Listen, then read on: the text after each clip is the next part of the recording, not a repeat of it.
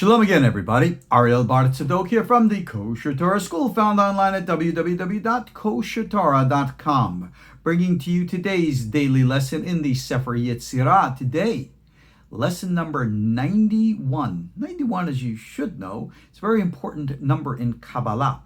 It is the number of the two holy names of God, Adonai, numerical value 65, and Yud-Keh Vav-Keh, numerical value of 26. So it signifies the unity and integration of those two attributes of what they represent in the Sefirot, Tiferet and Malchut, or what we call in prayer, the Holy One, blessed be He, and His Shekhinah, or as we've come to know it, the world of the Sefirot and the world of the letters. So we dedicate this class, as we do to all of them, safety, health, well-being, prosperity, protection for everybody. And again, a reminder, use what you're learning here. Don't let it just sit there and waste your space. It's not academic, it's practice. In this lesson, we are now concluding chapter 6. I could introduce the next Mishnah, which is actually Mishnah 6, according to our version of the text. I'll just read it here and throw it out because it'll complement what we need to discuss. It states here that the shalosha, the three, kol ahad levado omed. Remember we had the 7 doubles? Well, you have 3 on each side. Each of the 3 stand by themselves. Ahad mizakeh, 1, which, if you will, produces innocence. Ahad mihayev, 1 which produces guilt. The ahad machriya b'ntayim, and 1 which balances in between. As we concluded in our last class, and I'm going to dedicate this class specifically to a topic, and that is what we call in the language of the Zohar, the Sitra Ahra, or, if you will, from Star Wars terms, the dark side of the Force. What is this dark side? Well, let's first dispel some mythologies. As I don't mean to be iconoclastic or offensive to many people, but unfortunately, many Jewish teachings over many centuries have been misunderstood, misinterpreted. When they're meant to be symbolic or moralistic stories, they have been interpreted to be like literal fact, and that's a problem. I mean, when you're reading like Mother Goose Rhymes or something that begins with the words once upon a time, it's not meant to be taken as literal physical fact. So, in our Torah tradition, it is very clear that we understand there is no such thing as a devil, a place called hell, an afterlife of damnation, a cadre of demons out to get your soul. Sorry, but in our Torah tradition, none of this is real. Is there a dark side out there? Yes, there is. Is there an actual angel out there whose name, we don't pronounce it, but is called Samael? Yeah, there is. And who is he? All you got to do is read your Bible. Go in the book of Job. Samael, like Michael and Gabriel and Ariel and Raphael, is one of God's, if you will, civil servants. And it's his job, as ordained by God, to serve as a prosecutor. The Hebrew word for a prosecutor, liston, is satan. He is not an anti-God. He is not a rebel who was kicked out of heaven, a la the book of Revelations, bringing down 1/3 of the angels with them to form what they call the demonic empire. And there's this duality with God duking it out with the devil to gain control of your immortal soul. Well, I mean, these are the Christian myths that have been perpetrated for thousands of years. And of course, Christians embrace this gospel truth, as they call it, to this day, and they always will. That's just what they believe. Our Torah teaches something so radically different, and it's the fundamental reason why the Christian message just doesn't mean anything in the Jewish tradition. The Jewish tradition, of course, has a very different idea of a Mashiach. Mashiach is simply the restoration of a political, monarchy. It has nothing to do with any concept of there being a separation between God and man and divine intermediary to seal the breach. No such thing exists. So when the Christians say, what is your Messiah? Who is your Messiah? We don't need a Messiah. Sorry, there's nothing to be saved from. And of course, that's radically different from Christianity. And why am I mentioning that here? Because when you come to practice the Sefer Yetzirah, and you do expand your mind and consciousness, you will be exposed to the first levels of the other dimensional planes above our own. And this realm and domain, like if you can consider higher and lower, consider it like the lower levels of things. This is a realm very much like our own. And as everybody knows, our world is pretty deep, pretty much a place of deception and lies. Almost everything that we do today is somehow trying to put on a good face. What do you mean put on a good face? Why don't you just show me the real face? No, we always have facades. We always have, let's be blunt, false teachings. Our entire entertainment industry is based upon falsehood. Think about it. Everything that we see in the televisions, movies, plays, and entertainment, these are all stories. And unfortunately today, many people feel such emotional bonds and contact to their fictitious characters more than they do to their actual real family members around them. This is an imbalance. But now let's discuss that. Because if you remember, we discussed and introduced, we said, God created all of this, good and evil. What exactly is this good and evil which we're dealing with? Remember, real simple. Good, that which works to the betterment of the purpose of creation. Bad, that which works opposed to the betterment of creation. But there's also something called right and wrong. And right and wrong, and good and evil aren't always the same thing. Now, when we're going into our meditative experiences and we're meeting entities of these other domains, remember they're energetic beings and they're going to vibrate a frequency of right or wrong or good or evil. By the way, let's just digress. What's the difference between right and wrong? Let's not describe to it a moral lesson, but a natural one. So for example, let's say I have my car. My car, as everybody knows, is your car, my car. It runs on, gasoline. It's a combustion engine which runs the car. And how does that engine work? It needs gasoline. Even with a lot of the electric cars that they have today, you still have a gas tank. You put in the gas, it makes the engine run. That's not a controversial statement, is it? Is it good? Is it bad? Well, you could ascribe whatever morals you want to it, but that is how a combustion engine works with gasoline, oil, okay? No, I don't like that. I want to change that, all right? I want my combustion engine to work on milk. So forget all this gas stuff. I'm going to pour milk into my car engine. I expect it to work. Well, what's going to happen if you pour milk into your gas tank? Your engine is not going to work.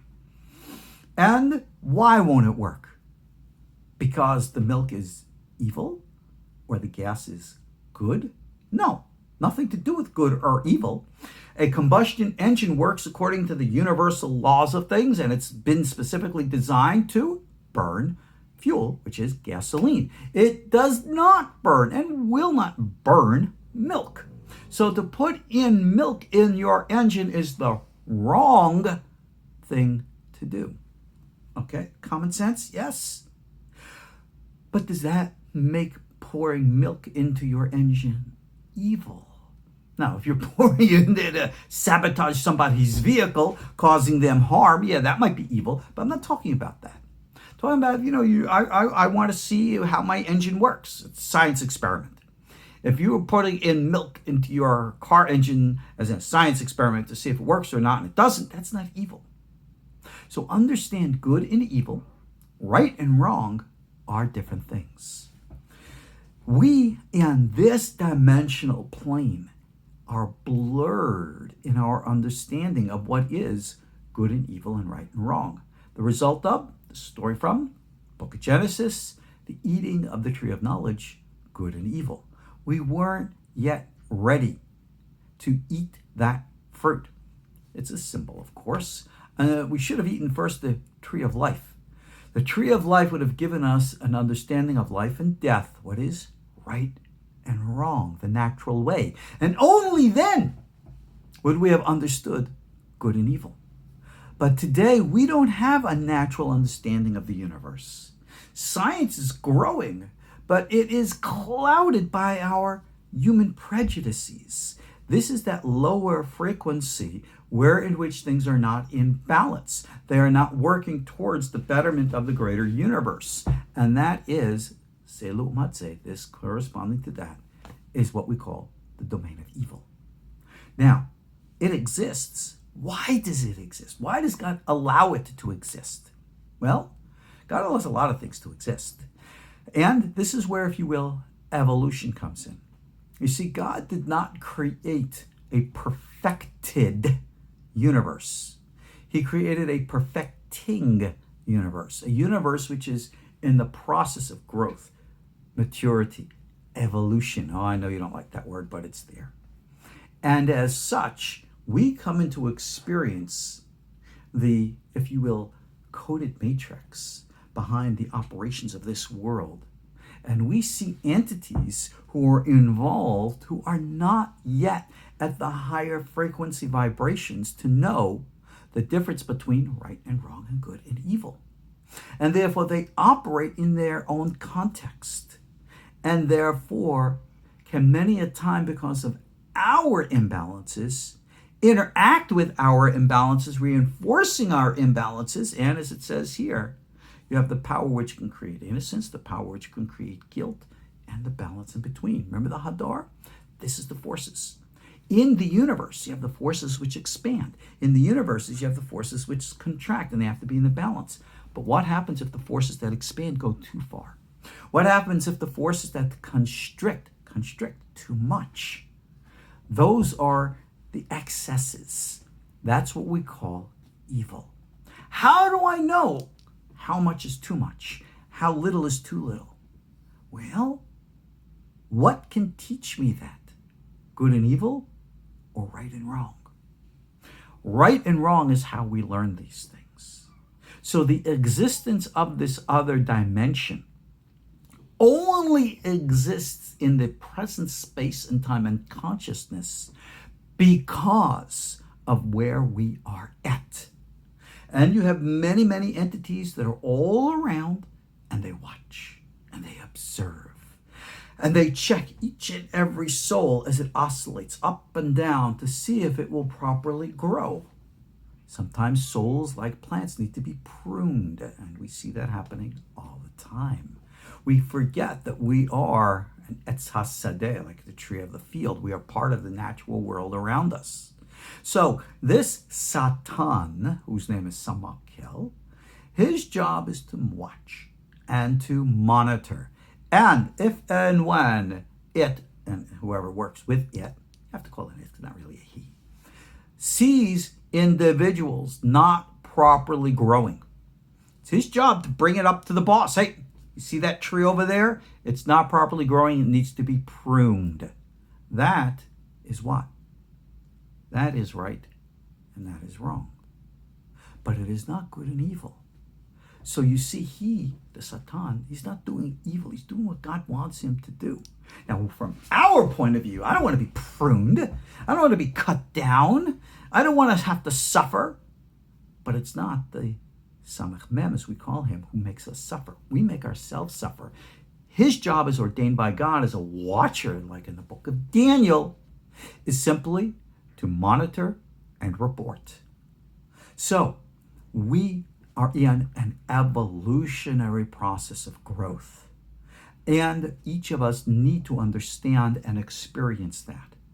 And our Sefer Yetzirah gives us the tools of the power of the mind, the power of emotions in the heart, the power of speech, to recognize that power which we have in our hands and our abilities to work with that which is formed and to turn it from the plague nega into the pleasure oneg. We have the power. But we're never going to separate, as we say, hamav dil ben kodesh lahol, to separate between the sacred and the profane. before we can understand and discern the difference between right and wrong. How much is too much? How much is too little? And this is why in Kabbalah, when you have the tree of the Sefirot, you have the Sefirot, the 3 columns, and then you have outside the right column or outside the left column. Those are called chitzonim, or outside forces, because they're not in the proper balance. And that's called the other reality, or the other side of reality. Sitra, Ahra in Aramaic. It's a Zohar term.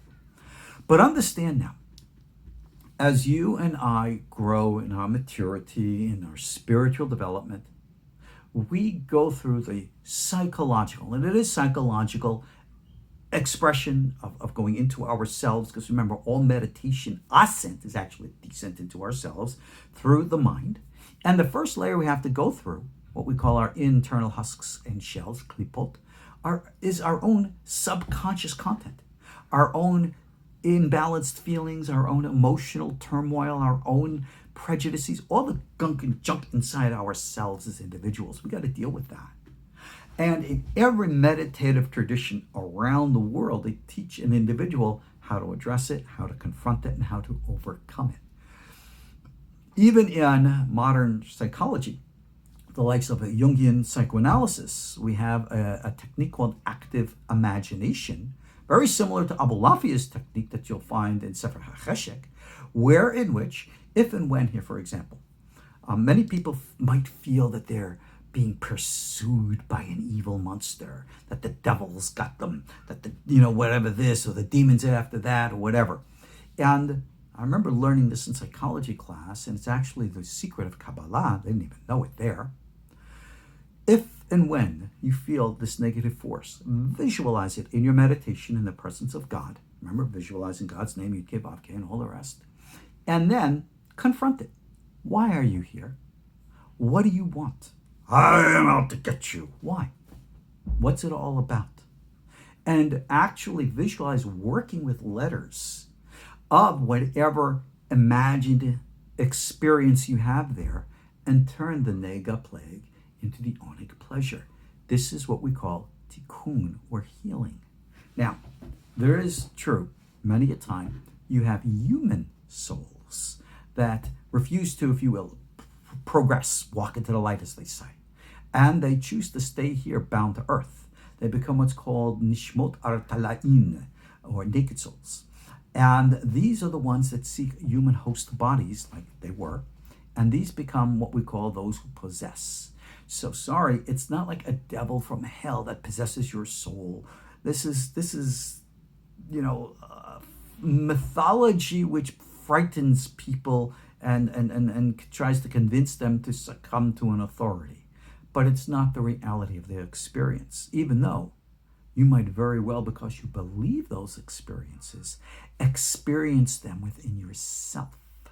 So therefore, the process of healing is you have to penetrate through these and rearrange the letters of what they're made up in, rearrange the forms and the constructs of your mind. You have this power, because that's what this Sefer Yetzirah is all about. So, before you can approach and be received through the 7 doors by the Ofanim, the Hayot, and the Sarafim, and interact with the Teli, you will feel and you will experience that which Rabbi Hayim calls the Sitra Ahra, the dark side.